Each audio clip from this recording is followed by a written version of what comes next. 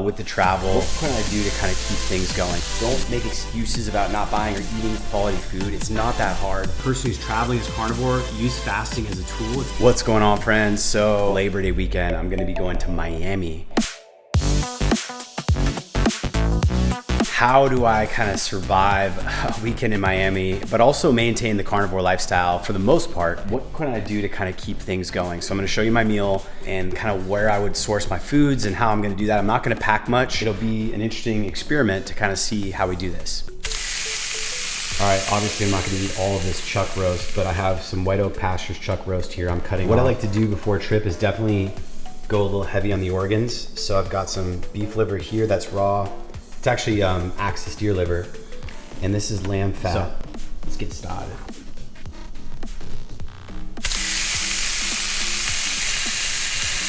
With all my fat, I just like to actually eat it raw. When I look at my blood sugar on my CGM, it stays very low, very like kind of balanced. My flight's at 2:15, and I've got a little bit of work I need to knock out. As far as my travel, I just use a Kindle. I love my Kindle, and I use my iPhone. I have an iPhone 11 Pro, and then I'm just gonna bring my camera gear. So for my meal, this is a pretty decent size. A chuck roast here, and then I've got more parts of it. You can see all the fat there. I've got the raw axis deer liver here that I hunted. All right, I'm here with my neighbor Stan. About ready to go. We have some extra luggage. We'll put her in a suitcase. We're ready to go.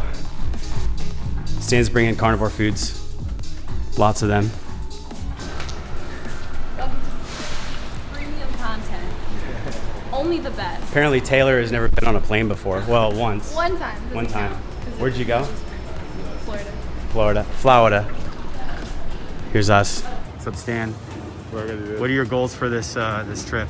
I'm not gonna go into those right now. Nice run on the beach. You're gonna work out every day? Every day, bro. Oh man, I don't know about that. All right, so here on the plane, one thing I want to talk about is traveling. So if you're traveling, one thing to keep in mind is the EMF. So when you're on a plane, there's about maybe like 10 times the amount of radiation in the air. So I have a beanie here that I bring, that I travel with, that I will use, that I got from Less EMF. And while I'm flying, I'll wear this. And then also, if you have TSA pre-check, you'll avoid the body scan radiation that they have in that. And that ultimately is probably more optimal for you. Kind of survive a weekend in Miami, but also maintain the carnivore lifestyle. I'm not gonna pack much. Where I would source my foods. What can I do to kind of keep things going? Yeah. All right, what's up, guys and gals? So I just walked into my my resort room here. Had no idea I was gonna have a freaking full-on kitchen with an oven and just cooktop and everything. We will definitely be able to manage a carnivore diet. Looking out here, see all this. I've been fasting since breakfast, so you saw my breakfast. That's all I've had. I didn't even eat chocolate, which is something I usually do when I'm traveling. So I've been real good about that.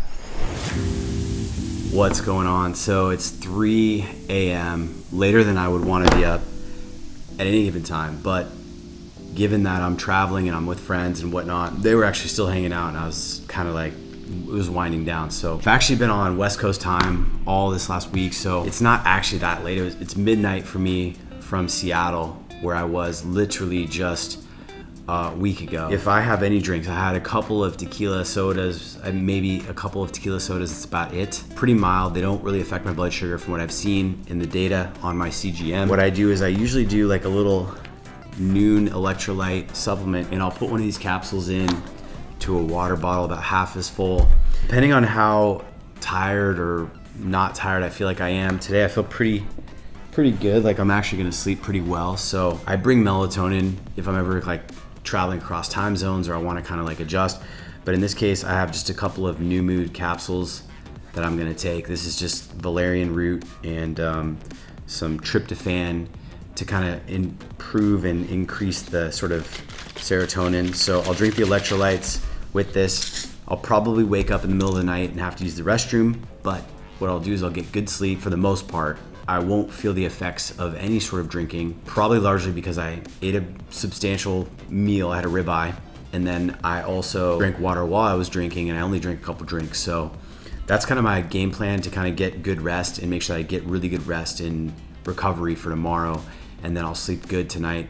The last thing I'll do is I'll just take a shower. I always take a shower before I go to bed. It just sets the mood. I'll kill the lights, kind of turn them way down, keep the blue blockers on because I'm in a resort, so I'm not gonna change out the lighting here.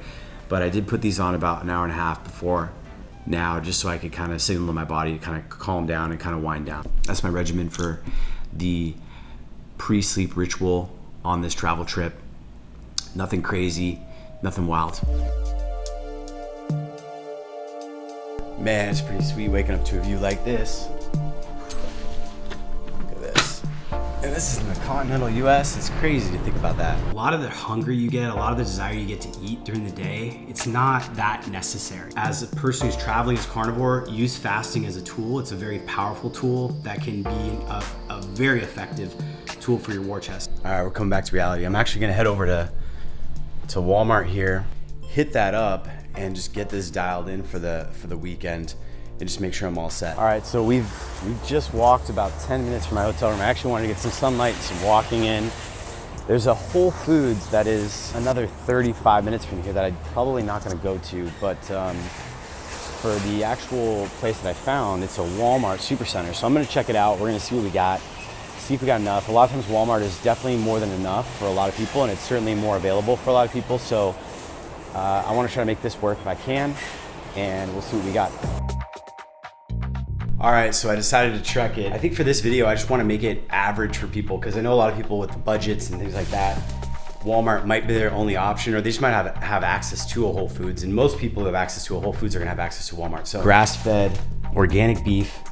Usually you can get it ground beef form. For the majority of the time, whenever I buy this stuff, I always focus on the fattier fattier ground, which is 15% fat. There were some ribeyes in here, grass-fed ribeye for $13 a pound. That's not bad. It's actually pretty impressive. This is from Arkansas.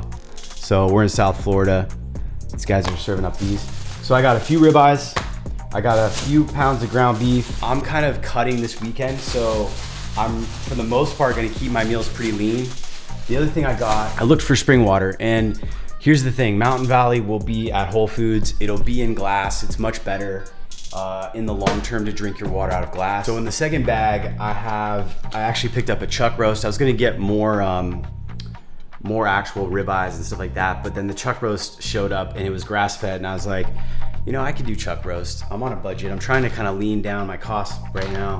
Now, the eggs is probably the biggest sort of compromise or challenge. Anytime you're traveling, you're gonna find that these ones they at least were like the most expensive Walmart eggs I could find. They're around $5.50 a dozen.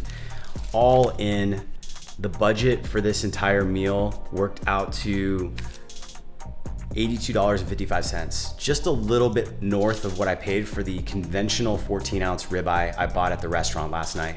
You can figure this stuff out. It's not that hard. This is all in Walmart in South Florida, where I guarantee you, from just walking around and kind of being in this environment and seeing the people that were shopping in Walmart, there are some people who are gonna buy this stuff, but most of them are probably gonna go to Whole Foods. Either way, Walmart does a good job of at least providing that for you. So don't be shy. Don't make excuses about not buying or eating quality food. It's not that hard. Obviously, I'm a little bit lucky here. I've got a kitchen. I've got pans. I've got, you know, a fridge and stuff like that. But even if I didn't, like, you can order on Amazon like a Foreman grill for like $25, prime it, and ship it to a location, pick it up, or go to a local shop like you know, even at like a Walmart, for example, they'll have something like that you can just buy, and you can do what we did in the February video, where we basically just grilled our steak in the actual bathroom of our hotel room while we ran the fan. For us, we were at a conference. Every meal was like $300-400 for our team, and the quality of the food was just not that high, and it just didn't make any sense when we could just order all this food at a much better price and then just make it ourselves.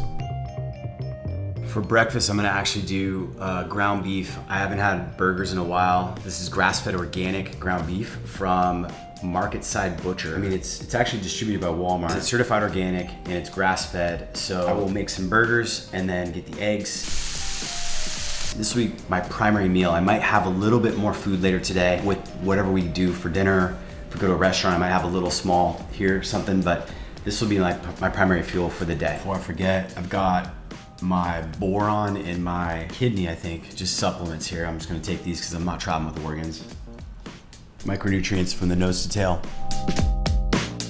Good morning. So today we've got a ribeye from our haul yesterday and some eggs. And I may, depending on how hungry I am, actually do a bit more meat hanging out here in Miami and doing my South Florida thing with the buddies. So I'll probably keep just to that, to be honest, and then just have whatever we have later because we all kind of go out to dinner. So last night we had oysters, some foie gras, and I had a lamb shank. Sleep's been not the best. Last night was a late night, but it was good. We were catching up, talking about business. That was very good, and just kind of connecting, and you share and figure out some of the things that you need to do to kind of like take things to the next level. All right, so one thing I want to show you is egg quality. This is an egg I got from Walmart, but there was kind of like their highest quality organic pasture raised egg.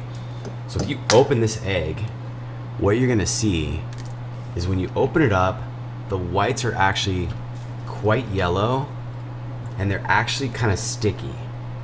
So when you get that effect in your egg, and you can kind of see that in the actual white itself, and it's more of a yellow, that's a really good sign that the chicken itself was outside getting sunlight, producing vitamin D, and you see that in the way the whites become more yellow. So yellow whites, usually a really, really good sign that the chicken is not in a cage, not in a pen, cooped up all the time.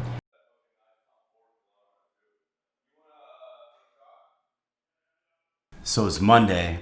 We've got some grass-fed chuck roast. Yesterday, we went to a house party and they didn't really have any food. It was like a lot of just vegetable food and they didn't really have anything substantial. So people ended up actually ordering like McDonald's at the end of the night, which was kind of funny because the house itself was many, many millions of dollars, and it was just this really fancy house and all these great people, but then they had this crappy food in there. So it just goes to show. I fasted most of the day, and with this meal I'm about to prepare, I'm just gonna slice up some chuck roast, gonna do some eggs, and then I've got my supplements. I still have quite a bit of eggs, so I'll probably do about 5 eggs here, and then a pretty good chunk of this chuck roast, and then we have dinner at the casino later tonight, so there'll be options there that I'll indulge in. If someone who's probably at about 11% body fat, I don't think you need to worry too much about it, especially if you know you're getting vitamins, you're eating organs, you're doing the nose to tail meal. So from my experience, generally speaking, the food you get from the airport,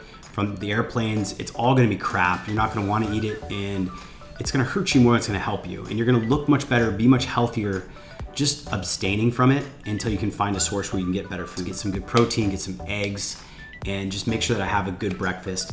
Again, for me, if we go out for dinner, that's fine, I'll join, and I will maybe eat something that has meat in it, but I'm not gonna be looking to just indulge in something that doesn't take me on my plan.